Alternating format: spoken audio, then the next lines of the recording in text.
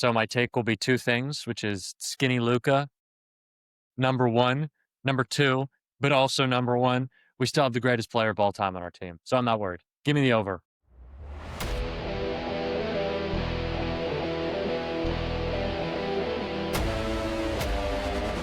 Welcome back, everyone, to another episode of Brogressive. We got a special episode today with a special guest. We got Jack Cocchiarella, who is running an incredible YouTube channel that has been growing and growing since the election. He recently interviewed Gavin Newsom at the Capitol, I believe.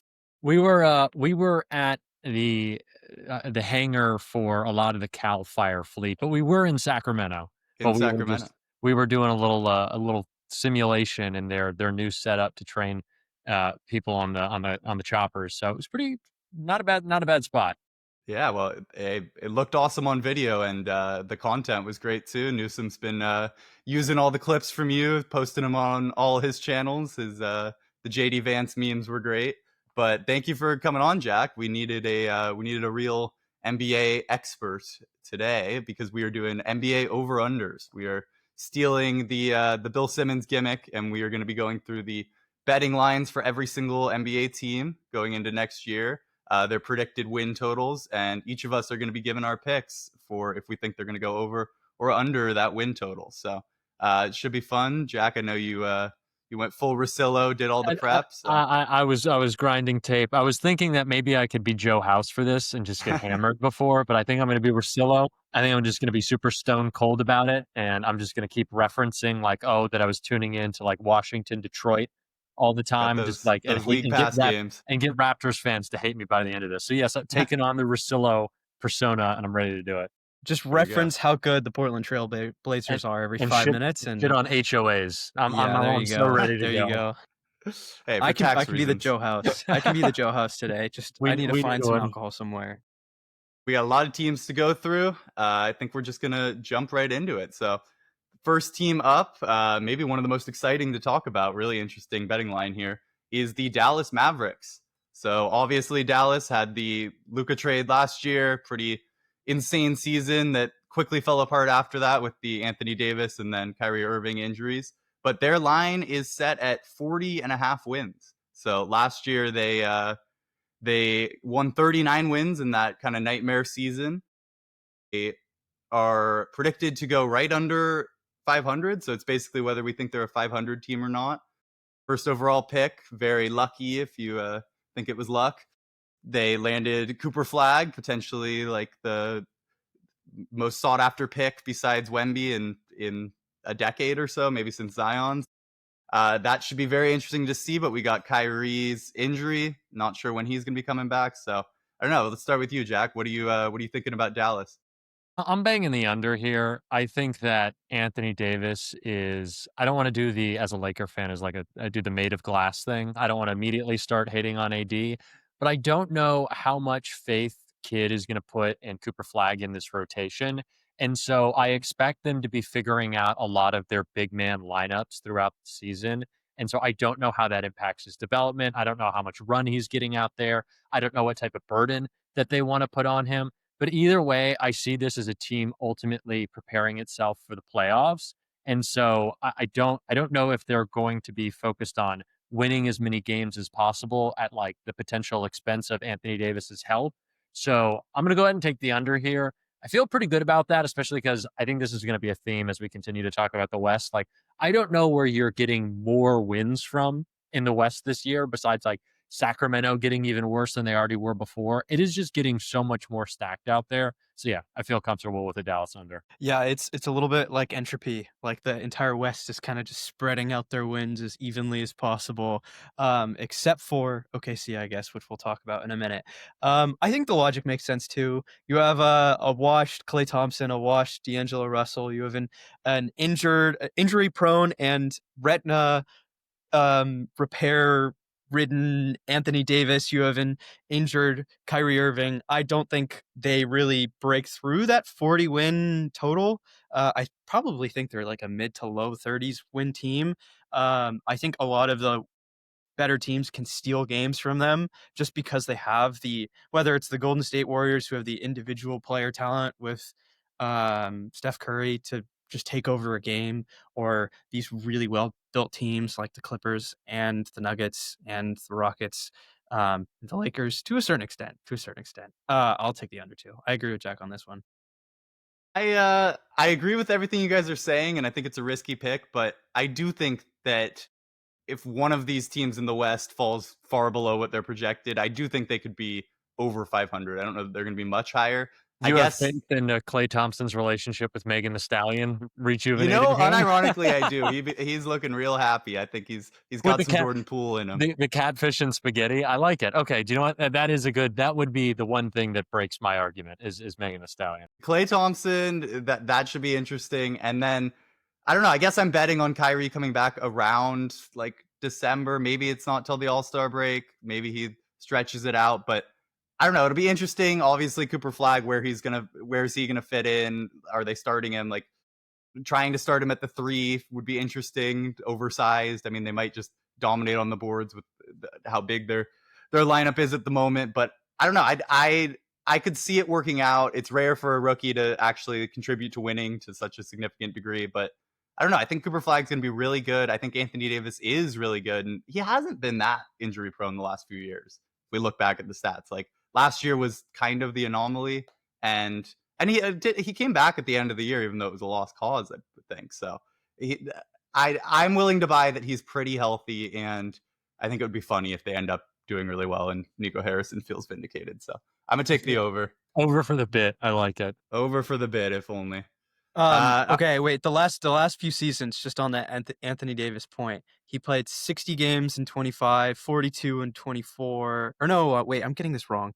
51 in 25, 76 in 24, 56 in 23, 40 in 22, 36 in 21, and then the championship season he played 62 games. So he's been in that like 60 to 70% game range. I find that horrifyingly scary when he's like really the only leader on the court that you have. And Cooper Flagg is too undeveloped. Well, I will also, just I put think that point out there. not to drag on Dallas longer than we need to. I think that this is going to be a team that feels more comfortable sitting Anthony Davis. Again, I think they're gunning for a play-in spot, and think with Kyrie, with Clay, with AD, with the depth that they have, if they get into the playoffs, they can go far. I think they're not going to push their guys though. Yeah. And I'm pretty sure they do have their first round pick for next year. Mm-hmm. So I would expect, I would agree that if the season's not looking great, Kyrie's injuries, like he would only come back with a few months to go. I could see them shutting him down and just taking this as a development year and then coming back next year with a lineup that makes more sense. Yeah. All right. Well, the next team up has had a big increase in their over under or not too big, but the Denver Nuggets, they won 50 games last year. Vegas has them at 53.5. They looked like they could have conceivably gone to the championship this year, forced OKC to 7 games, which looks increasingly impressive, especially considering their bench. They shipped Michael Porter Jr. away right before he started talking about Andrew Tate and all that. So that's looking like a good move. This is my first of 3 locks for the podcast. This is an absolute lock of an over for me. You brought up incel Michael Porter Jr. and the podcast spree with Steiny that he has been on.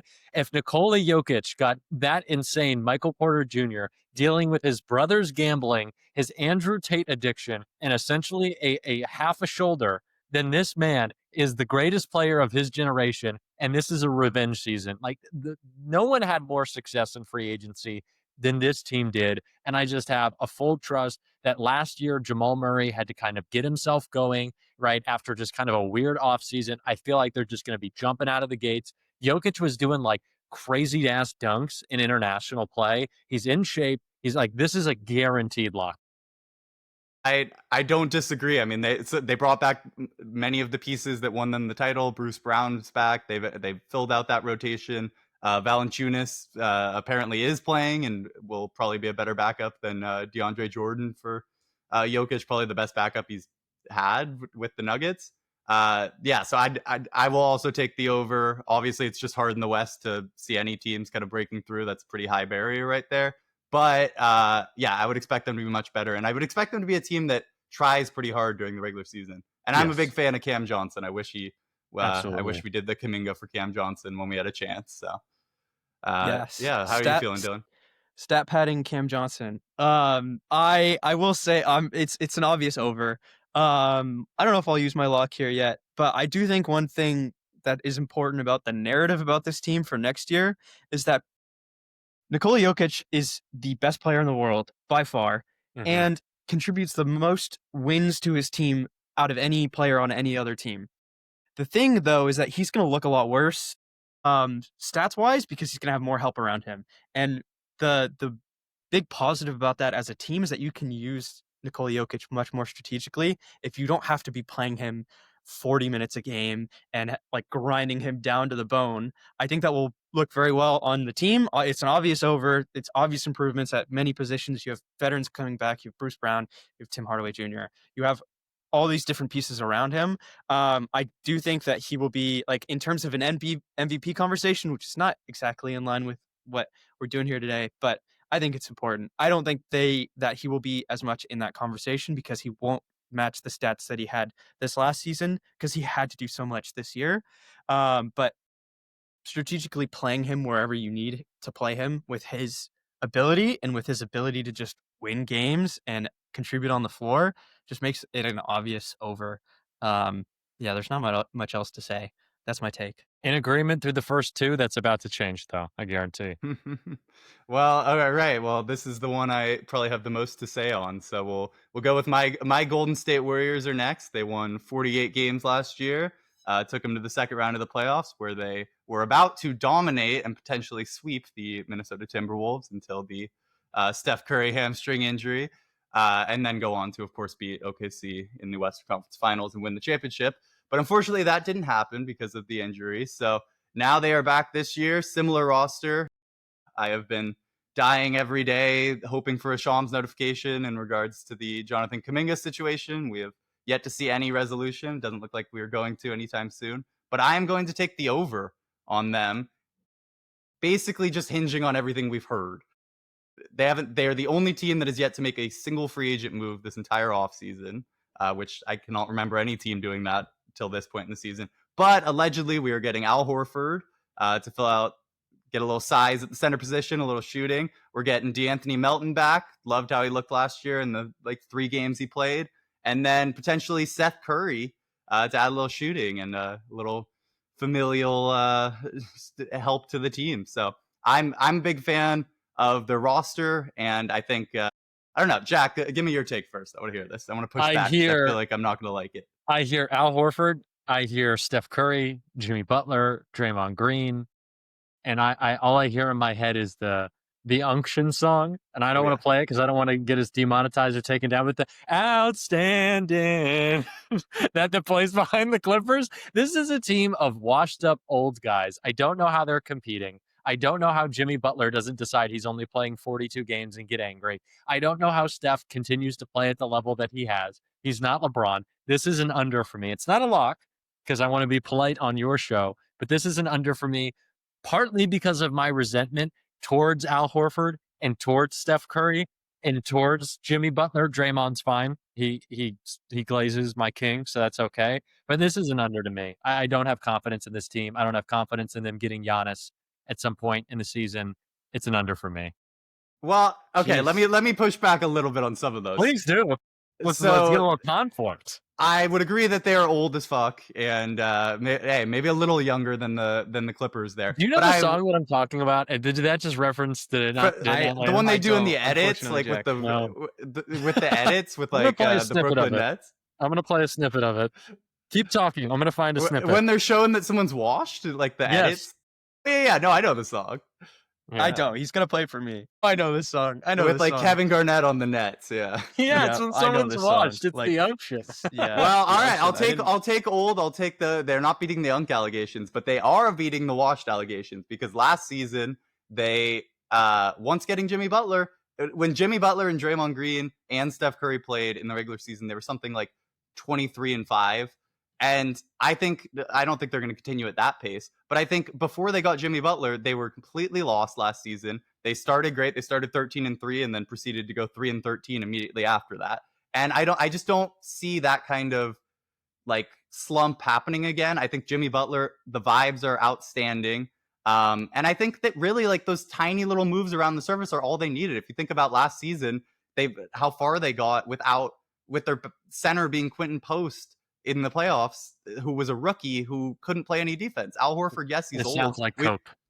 It This might, it sounds might like be Cope. Cope. It might be Cope, but I don't see how they're going to end up with less wins than last year, considering that they didn't have Jimmy Butler for half the year and they were terrible for half the year. Because clearly they just signed Justin Herbert, because I'm hearing a lot of if. It's Captain If over here. No, I mean, hey, if they do Jimmy exactly Butler what they did plays, last year, if Al Horford plays, if Steph Curry plays, that's Captain If. What are we doing? There are a lot of ifs here in terms of who they're re-signing, but their roster last year was solid. Yes, the West gotten better. It's okay. But I will say, devil's advocate, I think the best case against them is the Kuminga situation, because I don't think it's going to turn into a sign and trade. I think the offers are terrible. Obviously, they should have traded him when they had the chance. But if he comes back, and the plan is obviously to trade him when he's eligible, which I don't think is till January, that's going to be awkward, and I do not see him playing on a 1-year contract or something where he wants to get traded.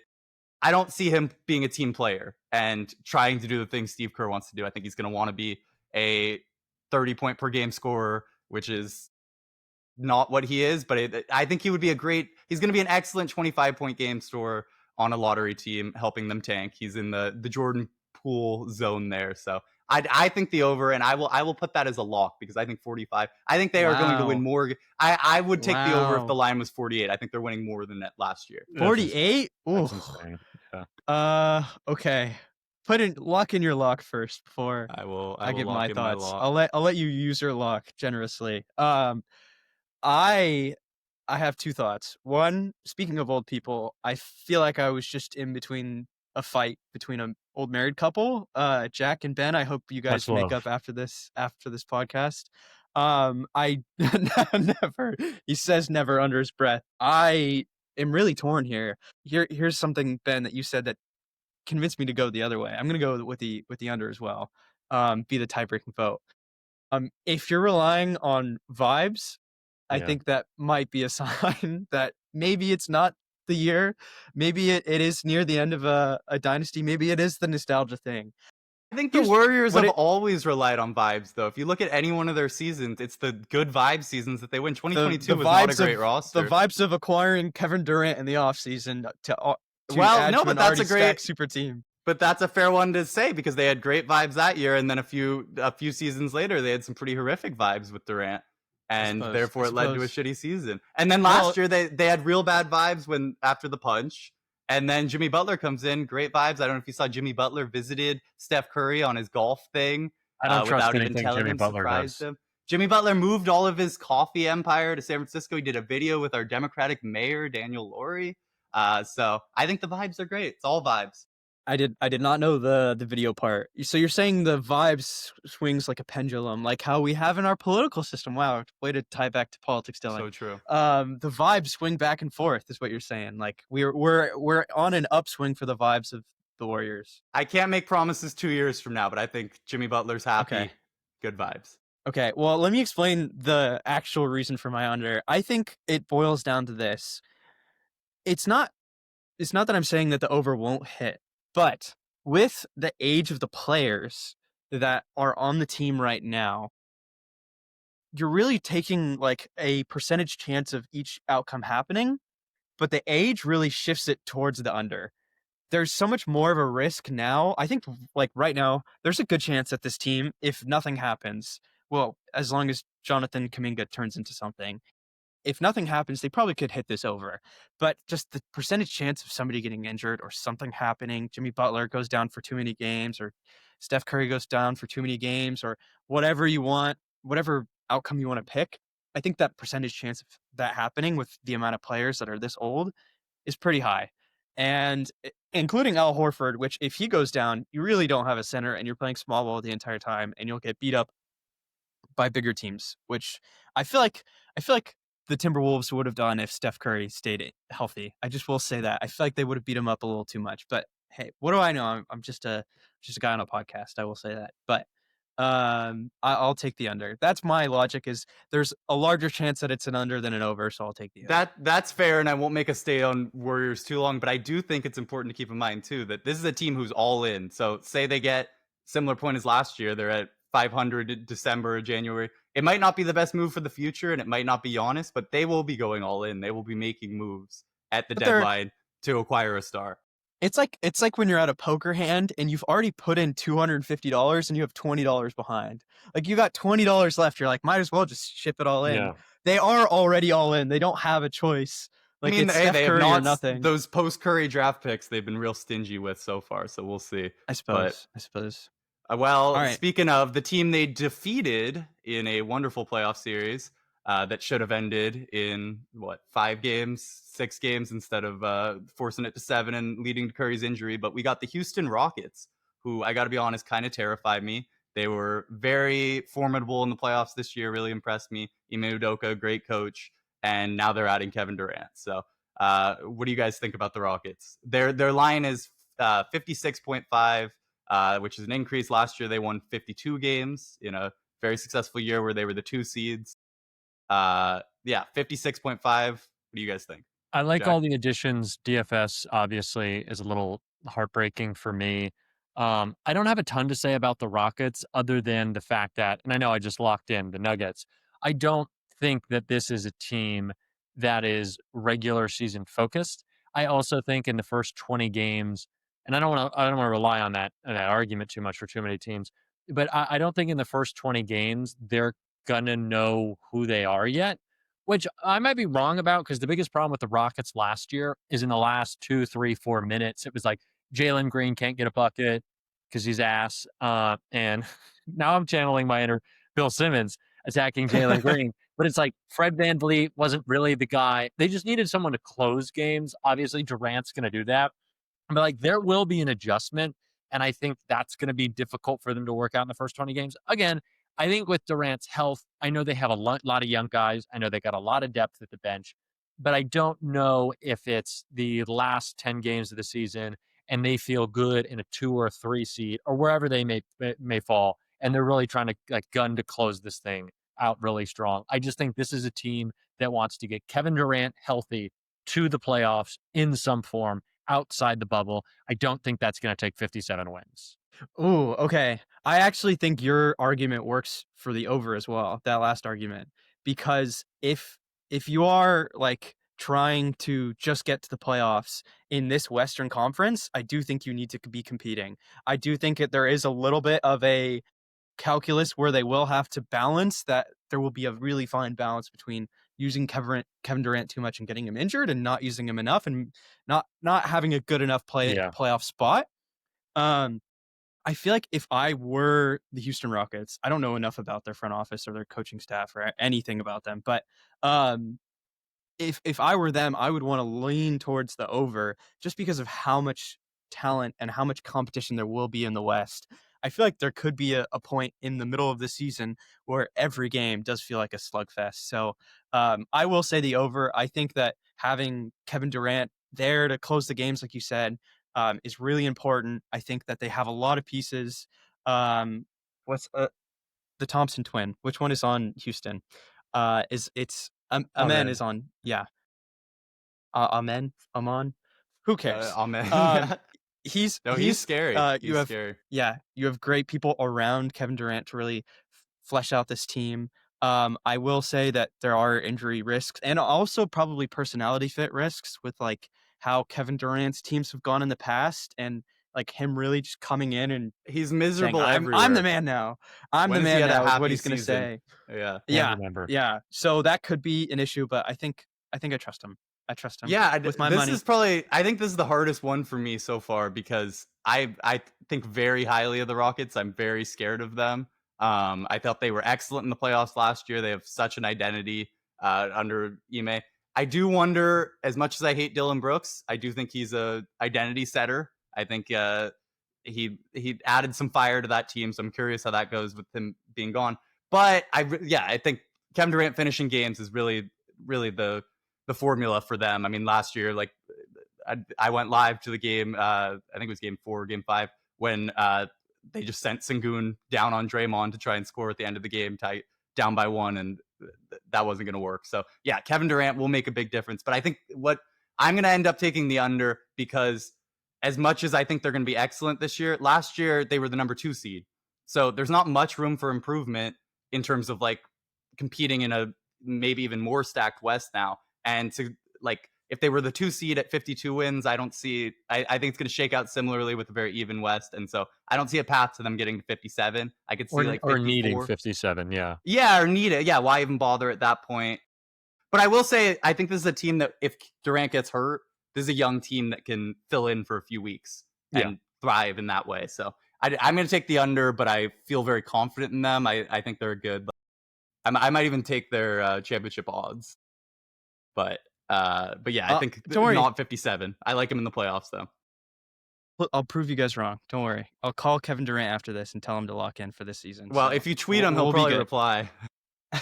He's in those mentions. From the Progressive account, from the Progressive Twitter account? No, he will. He'll come on. All right, we were talking about the unction earlier. Now we've got the true unction here. We cue the music.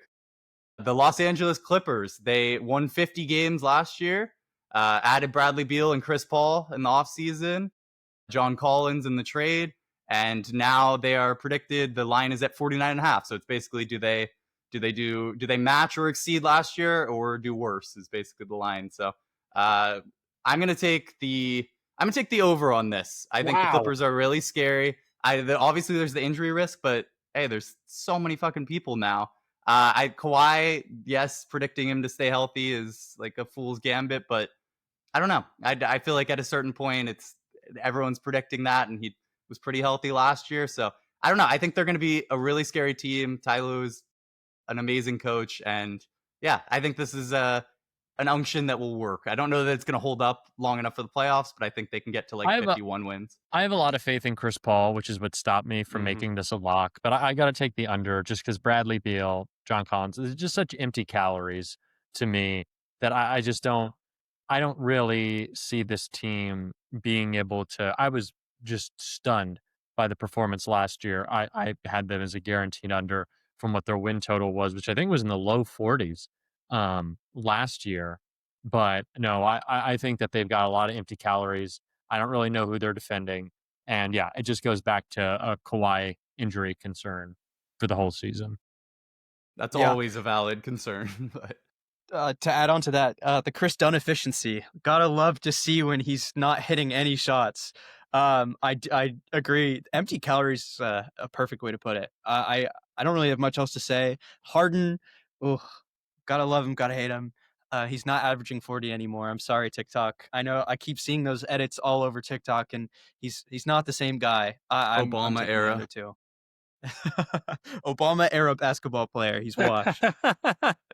Yeah, I like the Bradley Beal. I like the Bradley Beal signing, though. To be honest, I wanted him on the Warriors. Like, obviously, his contract was ridiculous, but I like, for someone who's just an extra scorer on nights where someone's hurt or you don't have it, like $5 million a year, I'll take it. Every Lakers Suns game over the past 2 years, because I think in the first play-in they were in the same. They're in the same little division section. I think in the last play-in they were too. But I've watched all the Lakers Suns game.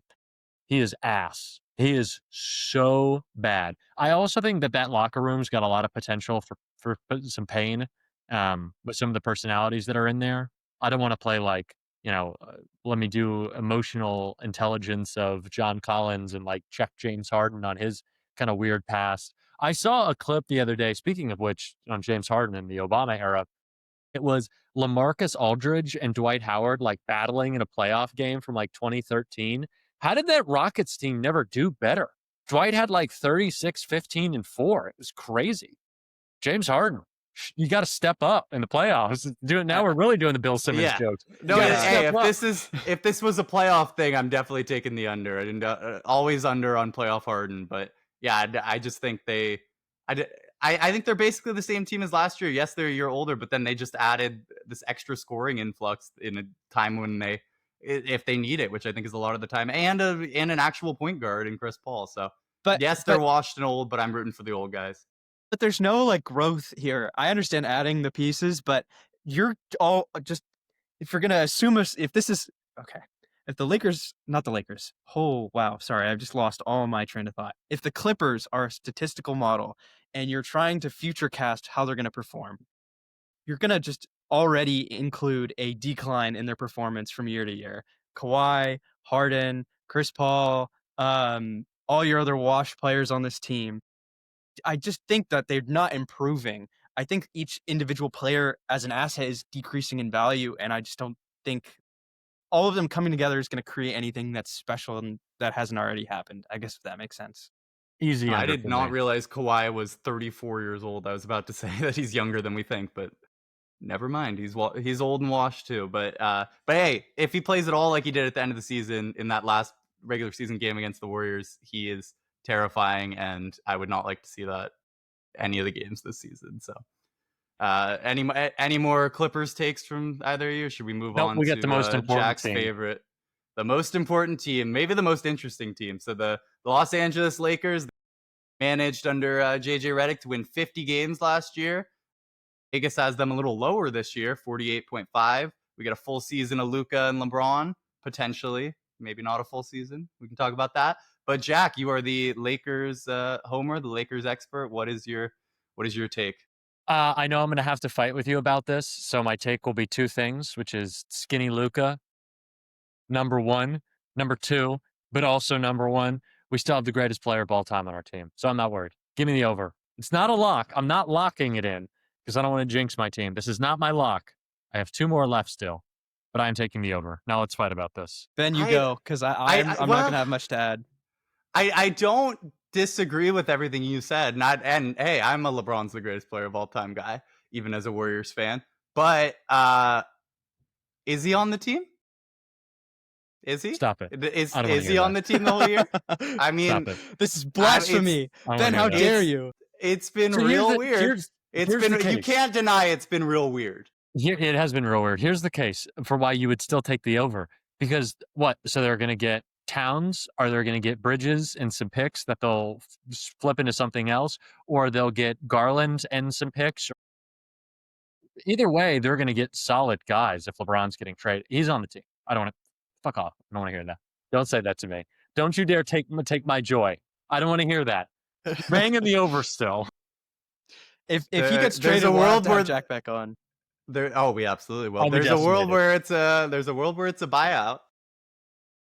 No, there's not a world No. where it's a buyout. I agree. I don't think it's gonna happen. I think it's just him playing for next year and I don't trying to think I set don't that think up. they're But getting new ownership and then they're losing LeBron. So I'll also add that. I probably agree. But yeah, I'm gonna take I'll take the over as well. I think Ayton was a great pickup. I'm really mad that DeAndre dominating, by the way. we will see. I mean, the devil's advocate is that going to be a good locker room thing? You've got the weird LeBron stuff, and then you add Ayton, who has destroyed every locker room he's been in and been a problem everywhere. But I really like the Ayton pick. They barely paid anything for it. I don't know. DeAndre Ayton had that insane playoff run with Chris Paul. And so if Chris Paul can unlock him, I think that so like let's make the case for Ayton. I know I said I didn't want to stay on this too long. We might have to breeze through some of these other ones. And I think we're gonna the next three. I don't really think we have any interest in these next couple of teams. But Ayton, so where was he a locker room problem? Obviously in Portland, he stopped giving a shit. I remember there was the article about him like sleeping on an air mattress and then like how he couldn't get to the arena because like he didn't want to drive on ice. But I think that was a real thing. But okay, so he had a bad playoff run the first year with Durant. But that was with Durant.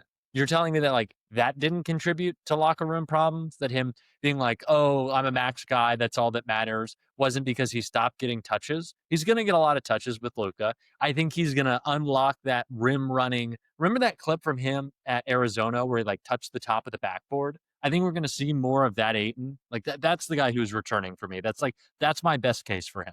Yeah, and I don't think you have to even agree with the best case for him to say he would be an improvement over Jackson Hayes at the center position. So like even if he doesn't reach that peak As long as he doesn't potential, commit crimes like Jackson Hayes does.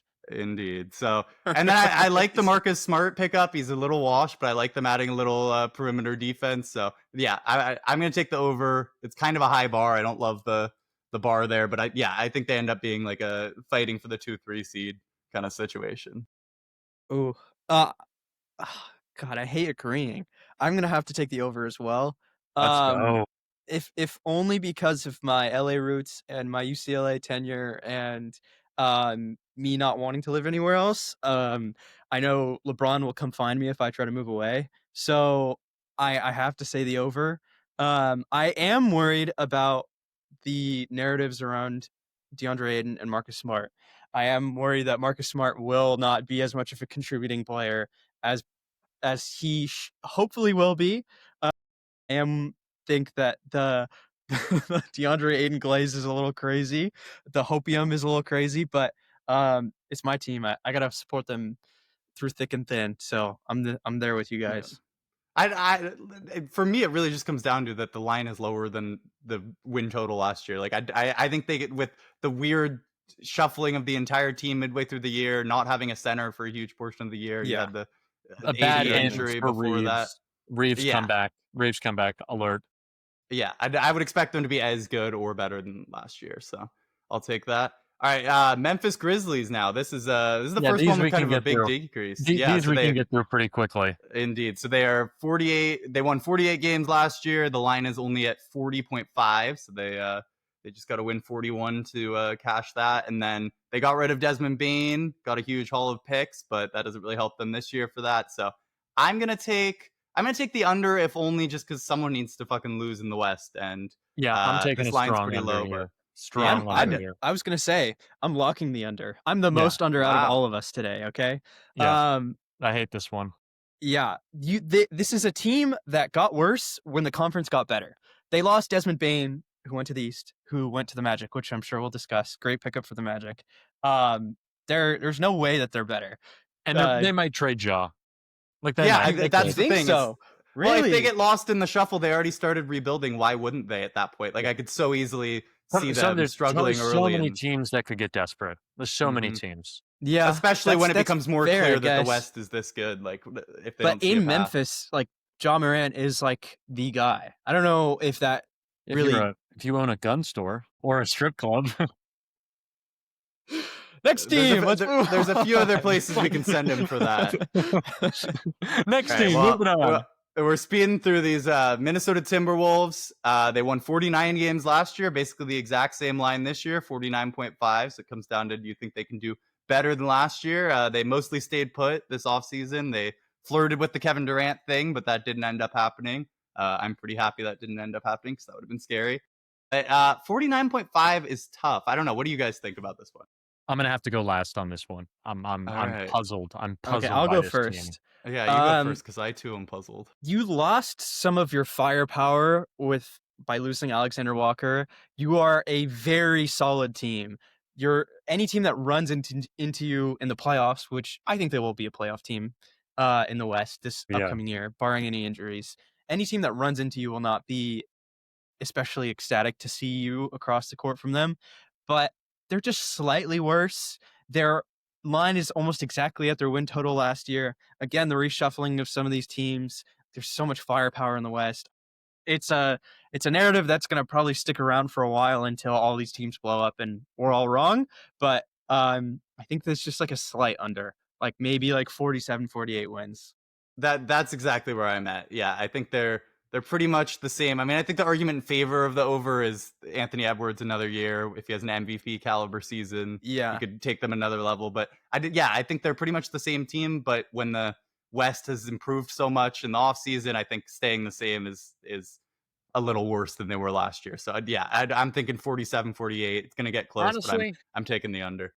I say half a game over.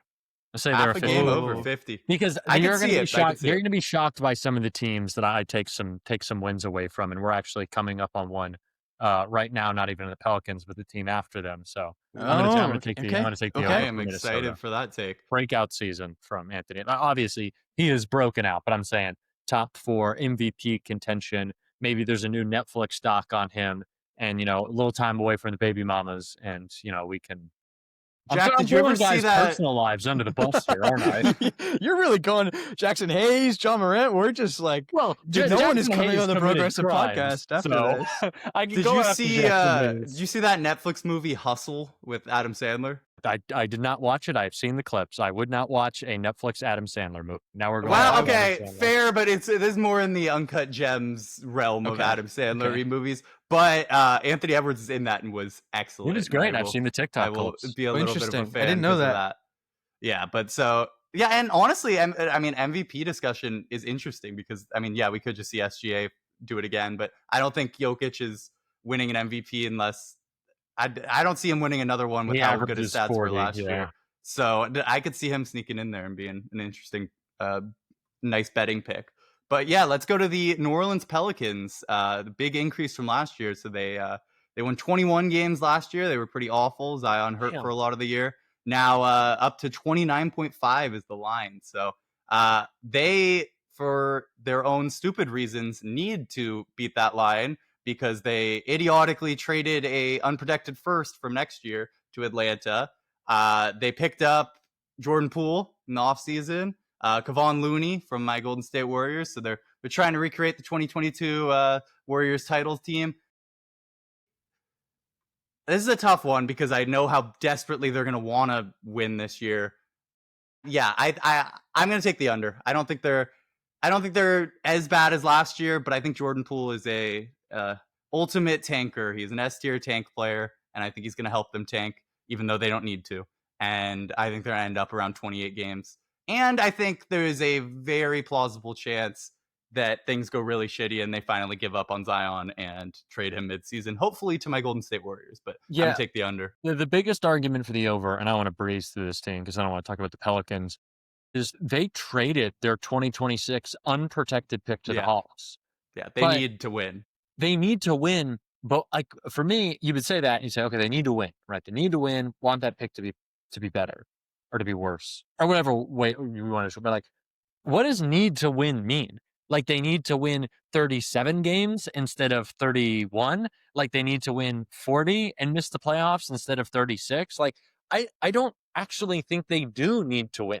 I think Well, they that's why do. it was an idiotic trade because Yeah, they're I not think going to like win and they don't need to. they're not gonna. And so like I don't think the front office is really, and I might be wrong about this, but gonna make any decisions on the future of this team on the possibility that after the Mavs got the number one pick, any pick could be the number one pick, right? So I don't think that saying, oh, they need to win because they have their 2026, Atlanta has their 2026. I think that this is another big trade contender and they could trade Zion and blow it up and get a bunch of picks and just be like, all right, we're going to reset. We don't give a fuck. So I think this is an under for me. Yeah. But I guess it's less so that they need to win and more they have no incentive to lose. There's no like this season's not going well, let's try to get the first overall pick. Like there's not going to be a tank there, or at least there's no benefit. There's not going to be a purposeful tank. But Jack, what you got? Wait, Jack, were you the over? I'm an under. I'm an under there. Under. Okay, I thought that was Interesting stat for my little spiel. John Williamson, every season he's been in the league since his rookie year, 24 games, 61 games, 29 games, 70 games, 30 games. So I think maybe he's going to play like 60, 70 games. Why? It's just complete chance and coincidence that he might potentially play some good games. I'm just going to gamble. Why not? I'll take the over. Give me it's a low Zion line. healthy It's this not hard to season. hit. Give me Zion healthy this season. I don't know who they're taking wins from, but Zion, he's a beast. He's a lefty like me. He can get to the basket, get to the rim like no other player. There's not much else to say. It's just Zion. That's the whole team is Zion. Well, and I think the injuries aren't random either. Like part of them needing to win, or at least not having an incentive to lose, is he probably could have played more games than that most of those years you listed. It was a lot of like, well, we're not going to win anyway. Just shut him down. Let's not take the risk. And which is I less could likely see them this year. Yeah, pushing it a little bit this year. All right, we got the Oklahoma City Thunder, the defending NBA champions. 68 win season last year. Leading to an NBA championship, although I don't think their playoff run was very impressive in my opinion, but nonetheless, they pretty much kept the exact same roster, no big shakeups. The line has dropped down to 62.5. The Vegas expecting a little bit of a hangover from that title year, but still the highest over-under in the entire West. So I'm going to take the over. I think they probably end up around that total, but I would expect them to I don't know. I would expect them to dominate, probably not reach the same heights as last year. They're probably a little more relaxed, knowing they can win in the playoffs. But yeah, I'm gonna slightly unconfidently take the over. Dylan? I'll take the over as well because I think they're gonna each player is gonna improve from their playoff antics, their playoff performance, winning a championship. But I know Jack has a very spicy take to unleash. Let's So hear it, Jack. This is my second lock. I am locking an under for the Oklahoma City Wow. Thunder. Locking an Let's hear under. it. I can't stand this team. I hate the way that they're officiated. I don't like Chet Holmgren at all. Obviously, Shea bothers the shit out of me. I have no reason to make this take except for my emotions and how I feel. I am a person who holds sports grudges based on how you treat LeBron. And the fact that this Oklahoma City Thunder team, while they were still not a playoff contender, beat LeBron on the night that he passed Kareem to become the NBA's all-time leading scorer. I will never forgive them. I will never forgive Shea. I hate Canada. That's not true. I like Mark Carney. And this team is locking an under for me. I'm furious. There will be a post-championship malaise in OKC, and it's the 49th worst state for literacy in America. So that's my take. You learned from Gavin Newsom there. Picked up a few stats. I'm plugging. But this is an emotional take, and I'm furious. Well, I like that take. I do think there's a case, especially if they hadn't won the title this year, which I think if a couple things go a different way, that easily could have happened, that they should have jumped a little more all in. They should have consolidated. They have too much depth. Giannis. Huge mistake. Huge. Let's talk about this for a second. Do you think they should have traded for Giannis? Well, could they have? Was that even an option? Absolutely, they could have. They totally could have given Chet and a little salary filler around. But do you think the Bucks were willing to trade him without Giannis asking for it? I don't think so. No, I think they would have. No, that's an emotional. Jack, you're letting your emotions get to you. This is I do think that they would have. I think for the right package of picks, they would have traded Giannis, and I don't think that it would have been without Giannis asking for it. They wouldn't have traded Giannis without telling Giannis. I think if they asked him, "Hey, would you be interested in going to OKC?" He wants to win. It's not like he's going to say, "Oh, Milwaukee is such a great city. I need to be somewhere equally as good. Send me only to Miami." I think he would have been fine with that. I think they could have traded for him. I agree. Huge haul, and I think that's the right thing to do. I hate these, like, as a Warriors fan, you know this. The 10-year window bullshit is so stupid. Like, oh, we're gonna keep winning. We're gonna win forever. It's like, no, you got like 4 years, and that's it. Like, who knows what happens with Shea? Who knows what happens with anyone? This new, like, horrible CBA, I would have traded for Giannis, and I think that karma is going to come back to bite them. I completely agree. I think they should do it, and I think what you're saying is true. If should be true for the Bucks, but I kind of think that the Bucks, maybe there's an offer they can't say no to, but I feel like from their perspective, they're not trading Giannis unless he specifically asks them to. And I think that's dumb, but I think that they are seeing this as like, when are we going to get a star at that level in Milwaukee again? Yes, we could draft one. We could get lucky with one of these picks, but you're not getting one in free agency. And I think they just see it as, this is our star. He won us a title. Like, we're not getting rid of him unless he asks out. Although I agree. I think they should do it for the Oklahoma City package, which would be ridiculous. Although, Jack, this reminds me though, like, halfway through the season, I could absolutely see that happening if it gets to the point where Giannis is getting traded. But that's why I'm so fucking pissed that the Warriors are just saving all these draft picks, all this draft capital, all these prospects in order for a hypothetical Giannis trade years from now or this year or whatever. They've been doing this for years. It makes no sense. Yes, maybe if Giannis demands to go to the Warriors, maybe he wants to play with Steph, but they are not going to have a package that competes with OKC's package. How many draft picks do they still have going back, like, for the next decade? I think they have I think they have something like 20 first-round picks over the next 7 years. No, it's ridiculous. Stupid. It doesn't make any sense. What are you getting with that? And now people are going to devalue their picks. Like, if you're just doing like a very small transaction, there's no reason why. It's like when teams trade with a team that LeBron is on. It's like they just want more for the sake of LeBron being there. And I think any team that they do even a small deal with that would require like 1 first-round pick or 2 seconds, there's just going to be a higher premium. I say you go all in, you spend some of that sugar, and they're not doing it. I think we can breeze through the next one of these though. Like, Yeah. Well, although I have maybe what will be a hot take here. So the next one is the Phoenix Suns. Disaster season last year. 36 wins. Get rid of Bradley Beal. Get rid of Kevin Durant. They added Jalen Green, who I think is a negative, not a plus. And apparently he's maybe going to start at point guard. But I am actually going to take the over here. 31.5. They won 36 last year. Didn't even make the play in, I think. And they were quite awful last year. But I don't think they're going to be that much worse this year. I think just it would be hard to have much worse of a vibes based year than last year. Devin Booker, new contract. Mark Williams, allegedly healthy at center. I don't think they're going to be good, but I think they can get to 32 wins. I'm an under. I gotta be an under. I gotta be under on this team. I don't know what their direction is. I don't know. I think Devin Booker's probably sticking around forever, but I don't know where their direction is. I don't like the offense. It's just gonna be a you give me the ball, you give me the ball, I don't like anything about this team, especially in this West. Again, someone's gotta be losing games with a lot of the people that I've said are gonna be over. So I'm taking a big under here. Not a lock, but an under. I agree with everything you said. I just still think that could lead to 32 wins in Potentially. a good world. But yeah. I think I'll take the under as well. I think it's like a 06 Kobe season for Devin Booker. Shitty team putting up stats. I hope I have that year right. 05, Yeah. 06? It was 06. Okay. Devin Booker could easily carry this team over that win total. But he's just going to put up stats and chill. All right. Well, we're more boring, shitty, poorly run front offices for the most part coming up here. So we got Portland Trailblazers. They had a pretty surprisingly solid season last year. The same win total as the Phoenix Suns. They got 36 wins. Finished out the season especially strong, although I think part of that is a lot of opponents who were tanking. But their line this year is 33.5. They got Drew Holiday, traded him for Anthony Simons, which would seem to indicate that they're caring about winning now. But the roster doesn't necessarily support that. And then signed Damian Lillard. That won't affect him this year. Maybe helps the vibes, if anything.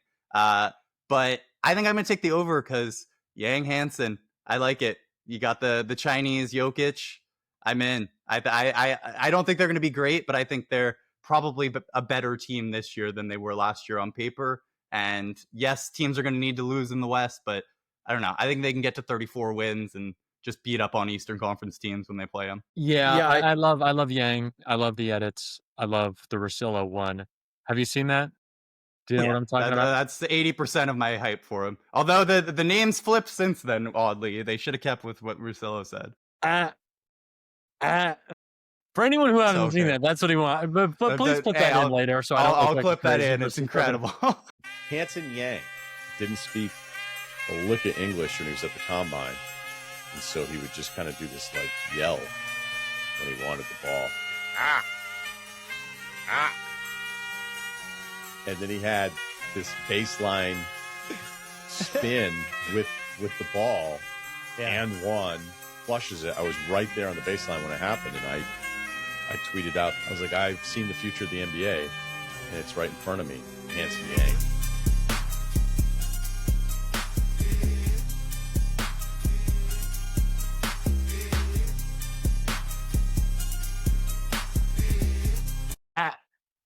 This is great stuff. So I do want to take the over. I was like, are they worse than the Pelicans? Are they worse than the Kings? I think I'm going to take the under. I think I'm just going to be a pessimist about, man, it's just the line is tough. I'm going to take the under for Portland. I don't have a ton of strong reasons, but I'm going to take the under. Yeah, I think that's valid.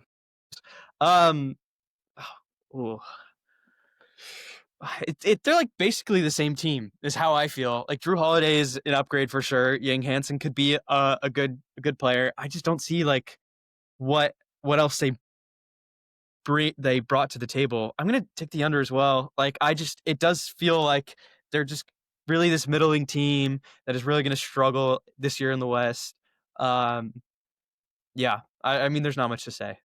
Yeah, I agree. I mean, they're just betting on young guys developing, perhaps, but yeah, I don't think they're going to be great. Next one is I have a lock here. We got the Sacramento Kings. They managed.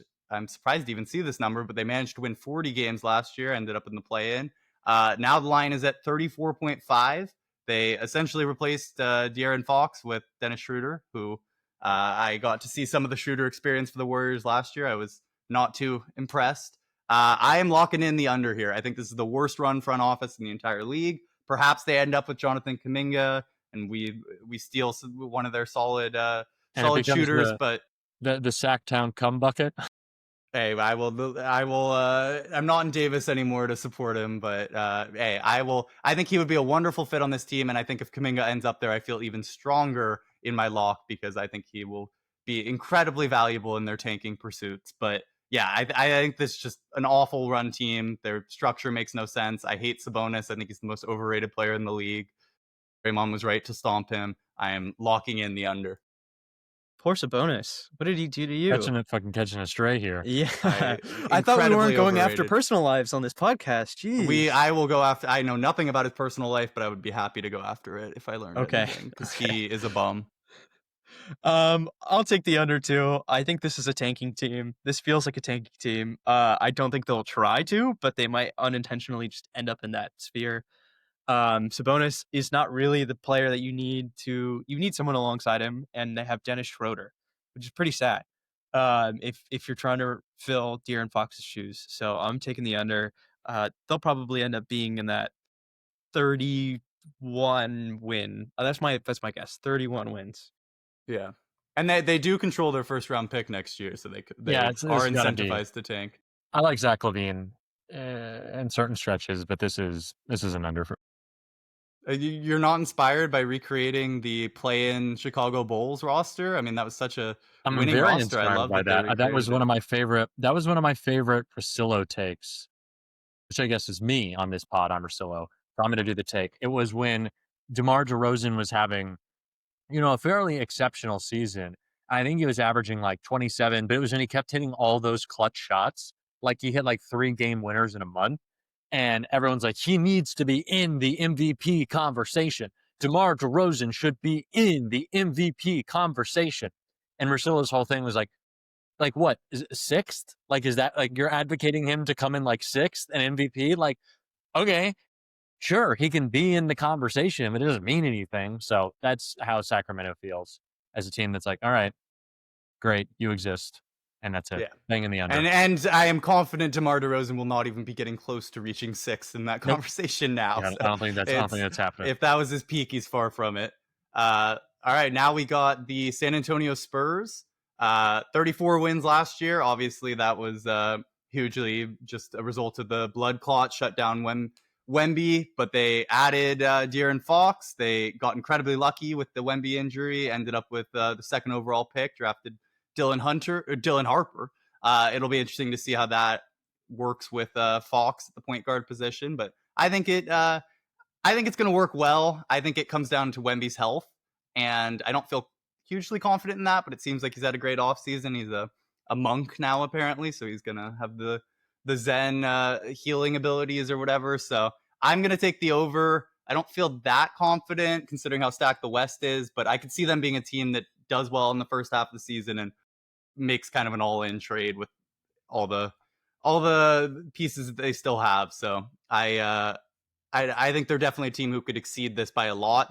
I could see them being like the Thunder a couple years ago and just kind of out of nowhere going from like a play-in level team to near the top seeds. But yeah, I'm going to take the over here. I'm taking the over as well. I'm taking a softer over just because I don't want to jinx Wemby. But I think this team has the biggest potential, although I don't want to lock them. But I think of all the teams, this one has the most potential to have the most wins over their line. I think if they won 50 games, 52 games, I would not be surprised. Like, that wouldn't shock me. I think Denver's going to hit their over, but I don't think they're going to win 60 games. I think this team could win 10 more games than their line, and it wouldn't surprise me if Wemby has the season that I expect from him with all his powers now.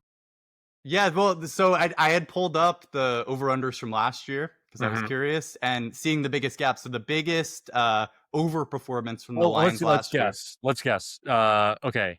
Yeah, who do you think it was? Biggest overperformance compared to their line going into the season. I don't remember what the line was for OKC. I think it might have been 59.5. So I'm going to say it was OKC.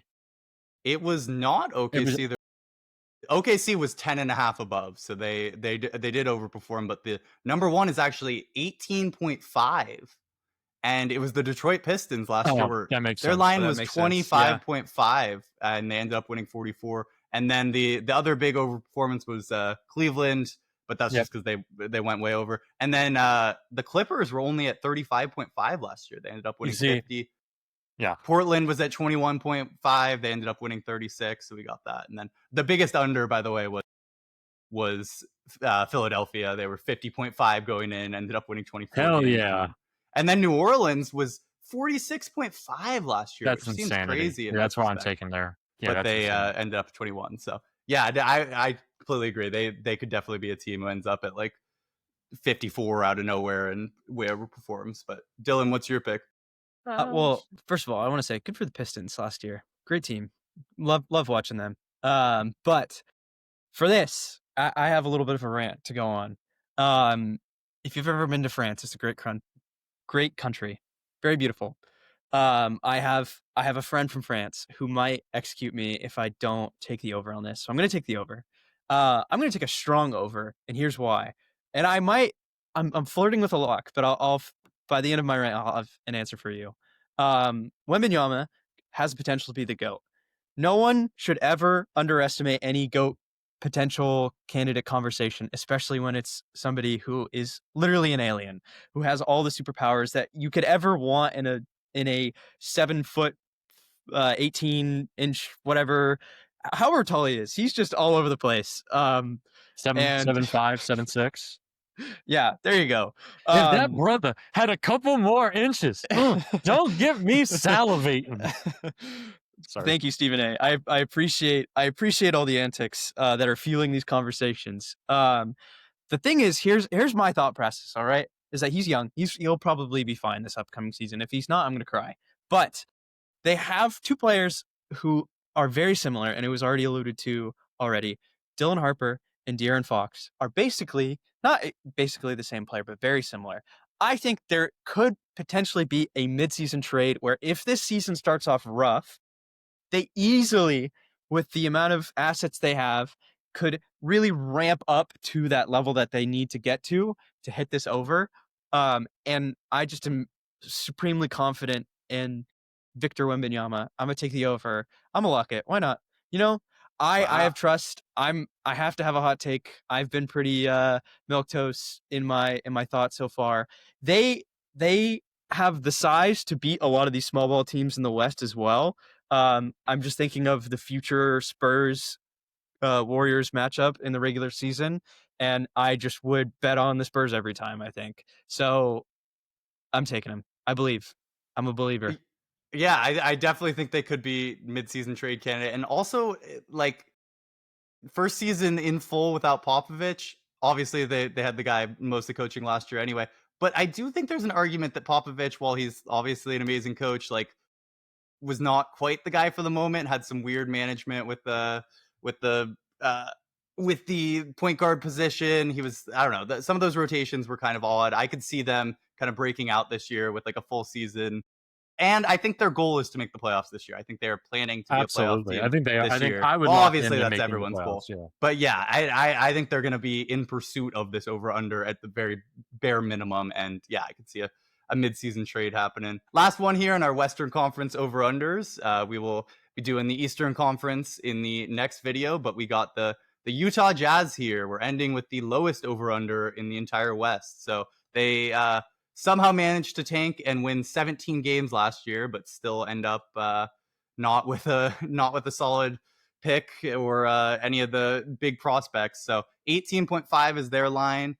I'm going to take the under. They have a top 8 protected pick next year that if it's any if they do any better than ending up at the 8th overall pick, then the pick goes to OKC. So they are incredibly incentivized to continue tanking. I don't see any immediate term ways for them to improve the team besides tanking. I think they probably end up trying to build up Lauri Markkanen's trade value a little bit from back up to where it was like one off season ago.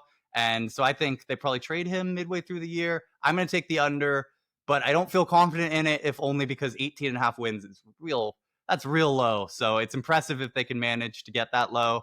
But I think they're going to be incentivized to. I think the West is going to be really strong. My only fear is that they just can dominate in their Eastern Conference matchups against some other awful teams. But yeah, I'm going to take the under.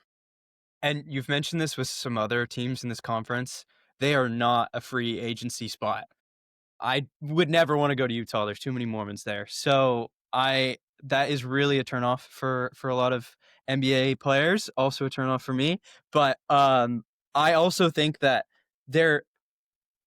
you would need a generational player to turn this current roster around, and you would need to insert them into this system, which has not a good coach, not a good scheme, no great depth. There's not really much here. Lauri Markkanen is it, and he's going to be traded at some point. There's no way that he's not traded. If he stays on this team, that is really depressing for his career. I'm taking the under as well. I'm going to break from the pack. I'm going to say I'm taking the over. Just because I think the coaching staff on this team has consistently won games when they shouldn't be winning games. I think that there's going to be a lot of bad teams in the East, but I think they're going to be trading wins with each other. And I think it's going to make it so that getting a top 6 pick is, which I guess is not necessarily their incentive, but like they don't need to. I think that this coaching staff is great. And I heard some report about their ownership saying we're no longer tanking, or maybe it was Danny Ainge saying like we're focused on winning now, which that doesn't mean anything. But I think this team, I just think that they're too well coached. I think this is an over for me. That's a great point. So low. It's so low. And that's the other thing is the line is so low that even if they're trying, especially at the end of the season, to tank down to keep that pick and be the top 8, like you could easily get to a top 8 pick and still go over on this. Yeah, 18.5 is near probably like worst in the league level. So yeah, I think that's a great pick. All right, so that was our Western Conference over/under predictions. The ones that we had unanimous opinions on were we all took the over. Jack locked this in, but we all took the over on the Denver Nuggets at 53.5. We all took the over on the Lakers, the 2 homers, Thank you, Ben. and then I was very selfless. But we took the over on the Lakers at 48.5. We all took the under on the Memphis Grizzlies at 50.5.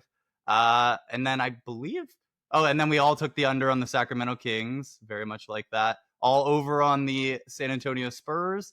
And then that's it. We had some disagreement in the rest of it. So it'll be fun to keep track of it and see who ends up being right there. And then, so just to close, guys, let's end with, we're on the Western Conference right here. Who is your pick to make it out of the Western Conference this year and be in the NBA Finals? I am going to go first. I hope we're not doing all homers, but I'm going with the Golden State Warriors on the presumption that they handle the Kuminga situation in a way that leads to a big piece, whether it comes in the offseason or in January. But I think they're going to be very solid and then perhaps end up with a Zion type person midway through the year. And works out similar to Jimmy. If they stay healthy, I think they're winning. But who do you guys have? Dylan? I mean, I'll do it. OKC. I think it just makes the most sense. If not them, then the Nuggets. I think you have the best player in the world and on a team that just improved. That is a really good recipe for, especially in that 7-game series. I think if the Nuggets were constructed as they are now, that they would have won that series. But I think OKC just makes the most sense. They are the reigning champions. I feel like it's the easiest answer to give. So that's my answer. Young core and they another year of development. I could see it. Exactly. My heart is telling me the Los Angeles Lakers. I'm going to go ahead and lock in the Denver Nuggets as your NBA champions. I like that pick. Not I think just they're better than West, the title NBA seed. champions. Mm-hmm. Lock it in. Well, that's pretty easy. Who's coming out of the East? That's going to be a harder conversation to have. That's a topic for next time. So Detroit. No. Hey, maybe the Hawks are flying next year. Did you not know? I like the Hawks. That's a preview. Hey, that's a preview of my lock for the East. There you go. There we go. Well, we're looking forward to it. Thank you guys for listening. We'll have our Eastern Conference over/under soon. And stay tuned. And it'll be fun to hold us all accountable. See who had the best picks. We'll have to put some actual real money on some of these. So thank you guys for watching.